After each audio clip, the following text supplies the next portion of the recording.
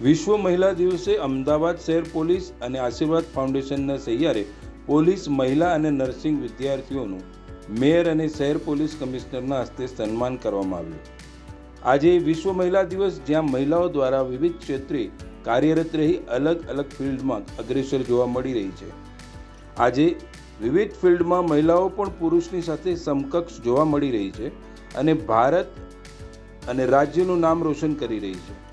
વિશ્વ મહિલા દિવસ અંતર્ગત અમદાવાદ શાહીબાગ ખાતે આવેલ સરદાર પટેલ મેમોરિયલ હોલ ખાતે અમદાવાદ શહેર પોલીસ અને આશીર્વાદ ફાઉન્ડેશન દ્વારા પોલીસ વિભાગમાં પોતાની આગવી ફરજ દ્વારા અગ્રેસર મહિલા કર્મીઓ અને નર્સિંગ છાत्राओं સન્માનિત કરવામાં આવી હતી। लीडरशिप में और डीजी सर की गुजरात के डीजी सर की लीडरशिप में जिस तरह से हम लोग यहाँ पे डिपार्टमेंट में सर्व कर रहे हैं, एक सेफ़ एनवायरनमेंट हमको दिया है और वो सेफ़ एनवायरनमेंट क्रिएट करने में जिन जिन लोगों को सहयोग मिला है, हमें male officer and female officer, उन सभी का हम यहाँ से आभार व्यक्त करते हैं।